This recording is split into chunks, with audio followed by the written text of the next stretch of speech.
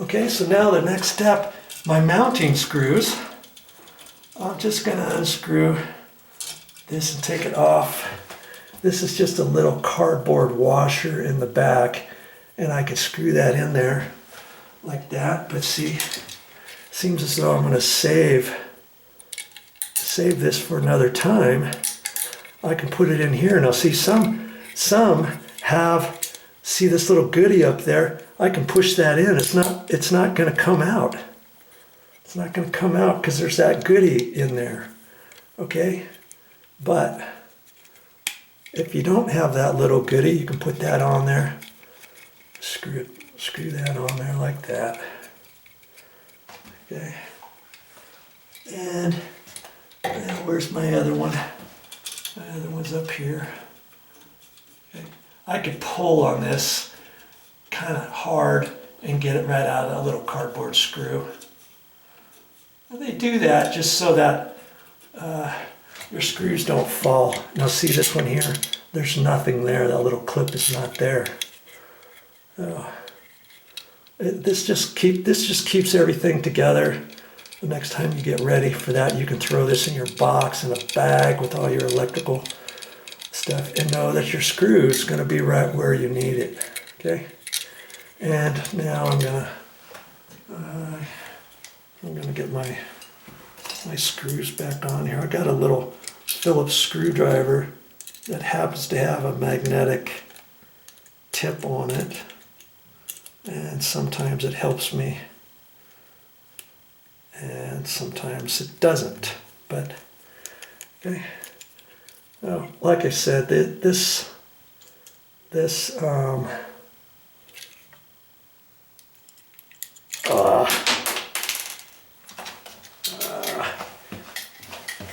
sometimes it helps, sometimes it doesn't, like I said. But see, I picked up that screw.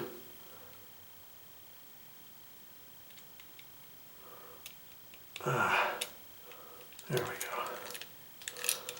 See, that has a little, that's got a little deal right there that's flopping back and forth. You could put the wire in to the side there and then screw it down straight without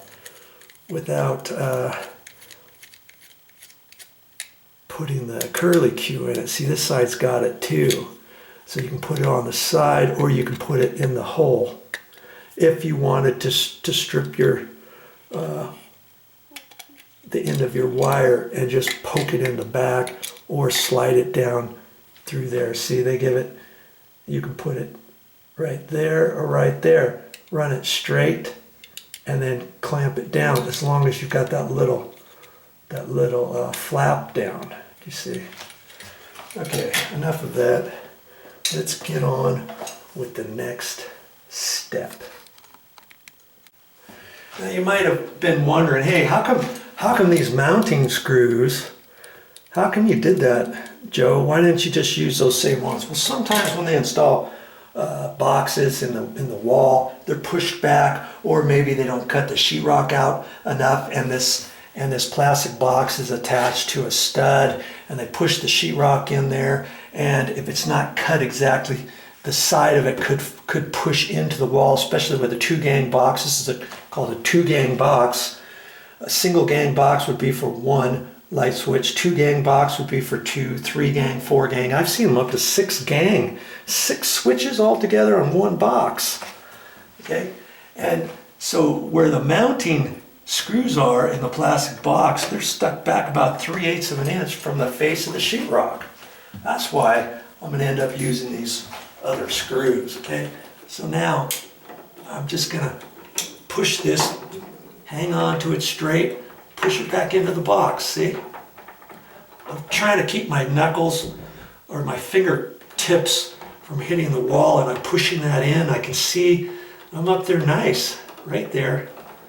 Okay, now I can get my drywall screw in there, fish it in there, hold my mouth just right, and I think the 1¼ screws will be fine.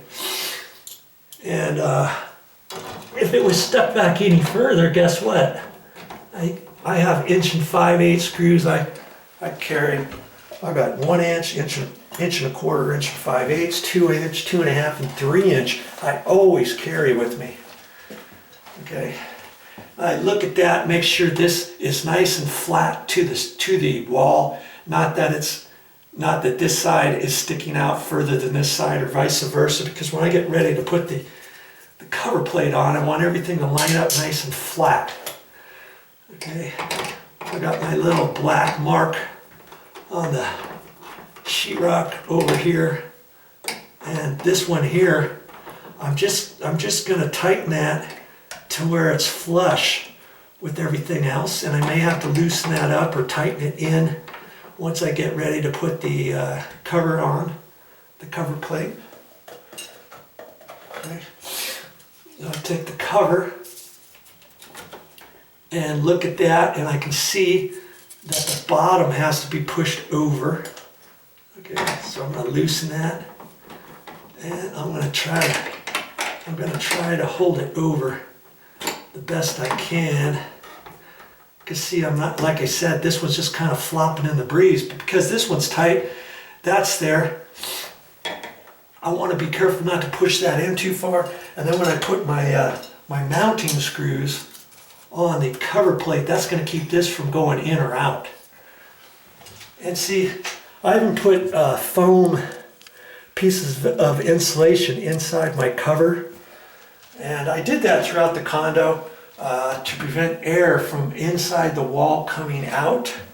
And you do that on exterior walls and even interior walls where maybe you have crawl space underneath your house. Maybe there's a hole drilled. Maybe the electrical goes underneath the house and goes somewhere else. Maybe somebody didn't caulk the hole. Maybe you've got air coming up from outside, air coming from the top down. And it didn't really cost me too much to get these on. And so I put those on everywhere throughout the condo. Okay, so I'm just going to push that over. I'm going to hold that up. This area is flush pretty much all the way, except at the bottom it looks like it's sticking out just a hair. Just a hair. So, you know, I could leave it, or I could take my time and do it right. And that means screwing this in just a hair. I like that. Okay. And now I can hold that in there. That looks a lot better. But because I am who I am, I'm going to put it in just a hair more. I'm kind of like a perfectionist if I can. I always figure, hey, why not do it right? If you're going to do it, you might as well do it right. And, you know, is anybody ever going to see that? No. But I know that I've done the best I can. Okay. And now I take my little screws here and put those back in. And I know once I get that tight to there, that this cover's not going to go in, it's not going to go out any, even though that tab was not screwed down onto the drywall, because there was no drywall there, right? I just make these snug. I don't worry if the lines to the screw are not exactly straight. Like, see, both of these are almost straight across. Could I make these straight across? Yeah, probably. But I just make them flush. This happens to be a vinyl type cover plate. Some cover plates are a hard plastic. This is vinyl, which means you can push down on it more, and it's designed not to crack. But if you do it too tight, you could actually dimple these. And if you have the other cover plate that's a hard plastic one, if you try to line all these up, let's say, like my electrician who used to work for me years ago, he liked to have all of his screws straight up and down. Well, if it's not straight up and down, you know you have to turn it another 3/4 of a turn or a half a turn, let's say, almost a half a turn, and you do it, you could, if this one's really super tight already, you could possibly crack your cover plate. I've seen it happen. Okay, so there you go. That's all there is to this project.